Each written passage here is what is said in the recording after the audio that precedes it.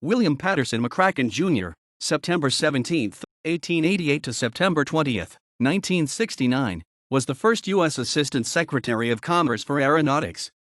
His department was awarded the Collier Trophy of 1928 for its contribution to the development of airways and air navigation facilities. Later he was convicted of contempt of Congress in the airmail scandal in 1934. William was born in Chicago, Illinois, September 17, 1888.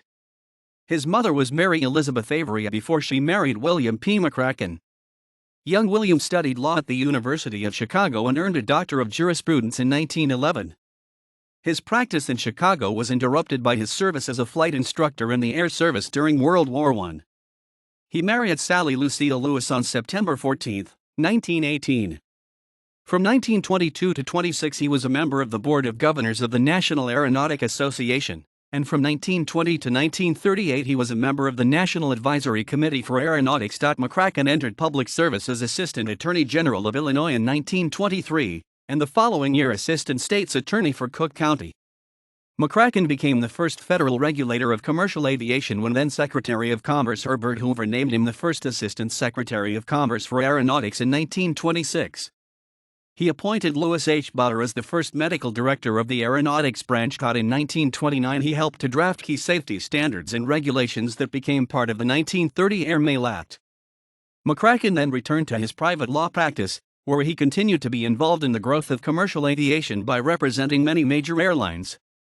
For that reason Postmaster General Walter F. Brown asked him to preside over what was later scandalized as the Spoils Conference, to work out an agreement between the carriers and the post office to consolidate airmail routes into transcontinental networks operated by the best equipped and financially stable companies. This relationship left both exposed to charges of favoritism. Fulton Lewis had collected material indicating collusion of the airlines, and Senator Hugo Black used Lewis' research as he began his investigation into impropriety. MacCracken had a long experience in the legal aspects of flying and had built a thriving law practice representing aviation clients. He also had close ties to Hoover and Brown and had chaired the 1930 Spoils Conference. Not surprisingly, the Black Committee subpoenaed his documents. MacCracken refused to comply, pleading the confidentiality of the lawyer-client relationship. MacCracken may have been motivated by a sense of ethics, but his own actions and those of his associates deeply compromised him. With the files still under subpoena, MacCracken and Gilbert Gibbon, as Secretary to Transcontinental and Western Air President Harris Hanshew, removed several items and mailed them to Hanshew. Another MacCracken client, L. H. Britton of Northwest Airways, secured permission from MacCracken's law partner to remove approximately half a dozen letters Britton considered personal.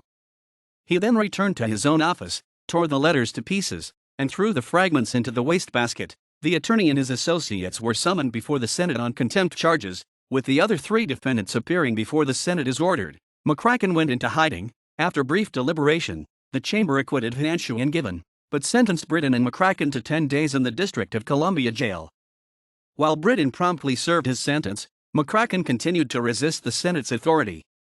Ultimately, the U.S. Supreme Court unanimously rejected MacCracken's plea and forced him to serve his sentence. MacCracken had filed a petition of habeas corpus in federal courts to overturn his arrest, but after litigation, the U.S. Supreme Court ruled that Congress had acted constitutionally and denied the petition in the case Journey v. MacCracken. According to the Washington Post, Chesley Journey, the Senate Sergeant-at-Arms, had no place to hold MacCracken, who, after being sentenced, showed up at Journey's house and stayed the night. The next day he was confined to a room at the Willard Hotel. From 1942 to 1968 MacCracken was an attorney for the American Optometric Association. His influence on optometry's recognition by the federal government was profound. A biography of William P. MacCracken was assembled and published by Southern College of Optometry. He died on September 20, 1969 in Washington, D.C. Secretary, American Bar Association 1925-36. April 6, 1927 recipient of the first pilot certificate issued by the Aeronautics branch of the Department of Commerce. Collier Trophy 1928, Aeronautics branch of U.S. Department of Commerce. Doctor of Laws, Norwich University, Northfield, Vermont 1936. Wright Brothers Memorial Trophy 1959,